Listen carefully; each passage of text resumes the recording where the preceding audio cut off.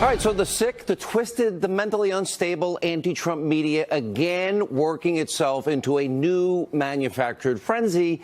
Now, we have been explaining how the biased press operates in this country for a while. Here's how it works. They rush from one fabricated meltdown to another, and in the process, these brain-dead so-called journalists, they bounce around the same talking points in their little fake news bubble echo chamber.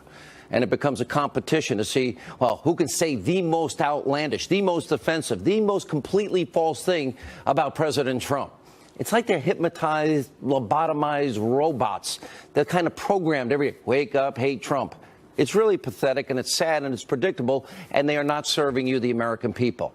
Now, members of the media, sadly, they're sheep, they're closed-minded. They have actually convinced themselves, this is the psychotic part, through their own conspiracy theories, that President Trump is, he's suffering from dementia. He has early onset Alzheimer's. He's deranged.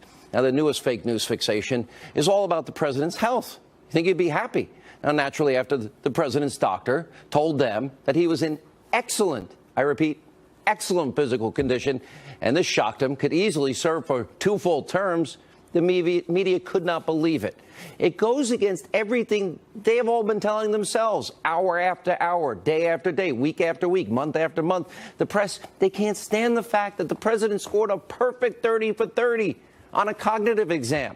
And my guess is most of the people in the media world would probably fail that test if they took it themselves. I'd love to test them. Now, before we show you new examples, it's important to highlight just how utterly insane the media was yesterday at the press conference with the president's doctor. Watch this. Do you keep a tally of how much golf the U.S. president plays? Some of the president's friends have told reporters in the past that they think he's a germaphobe, that he washes his hands obsessively and is concerned about that. Have you seen any indication of that type of behavior? Does he watch too much TV? I don't. From a sedentary lifestyle sort of perspective, should he cut back on that? Do you see any evidence of bone spurs, which the president said that he suffered from? Is he limited to one scoop of ice cream now? Do you have any concerns about the president's Twitter? No, I don't. Yeah, Twitter doesn't involve me as a doctor. I don't have any concern on that. Does the president wear dentures? You mentioned the dental exam. The president has no partial or dentures of any kind. You said he doesn't drink and he doesn't smoke, and other than the diet issue, did you address drug addiction? Drug addiction? I mean, any other drugs? Yeah, no, he has no drug addiction. This is real reporting. This questioning went on for 49 straight minutes. The media just refused to face the truth, the reality. President Trump is perfectly healthy. You'd think they would be happy. Apparently not. Now, of course, it didn't take long for what we're now calling Trump health truthers. Think about this. To come out in the media, and now they're questioning everything that the doctor said. This is unbelievable. Watch this. The alleged excellent medical exam results of the fellow in the White House has spawned a new conspiracy theory. It's known as the girther movement. He said he's in excellent health. I mean, Sanjay Gupta came out and was like, not so sure about excellent health. He seemed like a Trump fanboy. When he said 239 pounds. Whatever, but I mean... I know I'm being a girther, but I mean, come on. If that's what, 6'3", 239 pounds looks like, that's a shock to me. I'm not sure if it makes me feel better that this doctor says that he has no cognitive issues. Makes me feel worse and more worried for the country. The White House press corps seemed stunned that the president, who cannot button the button on his suit coat, isn't much heavier. The Montreal Cognitive Assessment is actually a fairly low-level test. It is unbelievably good at predicting dementia or pre-dementia. That doesn't say that he's not morally or even mentally unfit to be president. It just says that he doesn't have pre-dementia. Yeah, we're going to really listen to Dr. Joe, Liberal Joe, and Dr. Mika.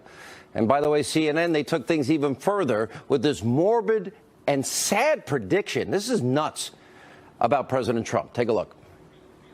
This coronary calcium score is a score that a lot of cardiologists use to try and be predictive and be proactive. And if the number gets up over 100, that is concerning to a lot of doctors. It's concerning because you can start to say, well, if you do nothing different, if things don't change, you can start to predict the likelihood of having some sort of heart event, cardiac event, a heart attack or something like that within a certain number of years. So the president has heart disease. Those numbers qualify him for having heart disease, and it clearly needs a plan to try and prevent some sort of heart problem down the road. Really? He's never examined the president.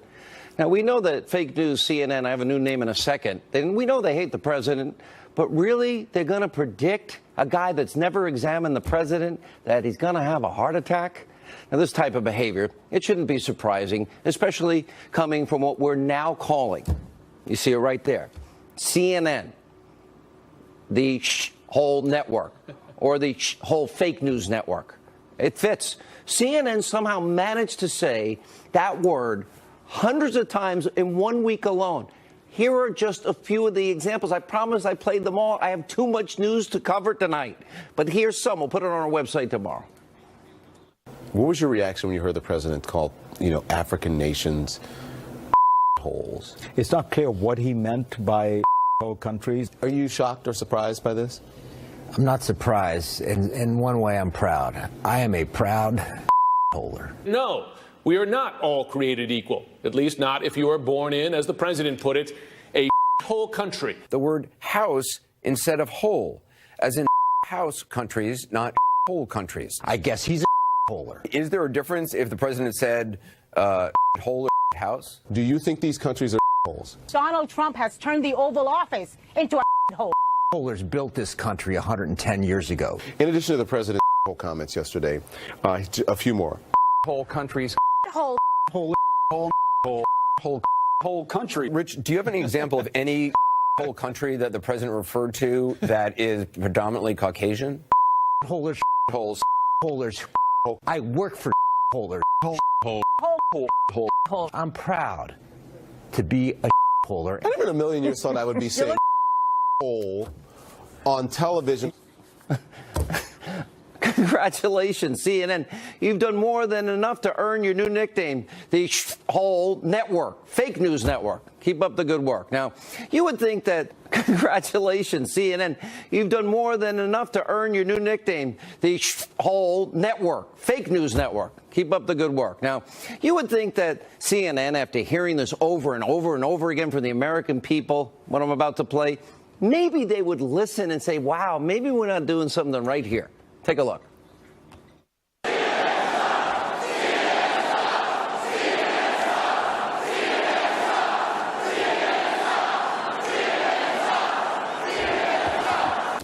Are they not listening? Apparently, they are so hard-headed that nothing sinks in. Also tonight, we have major breaking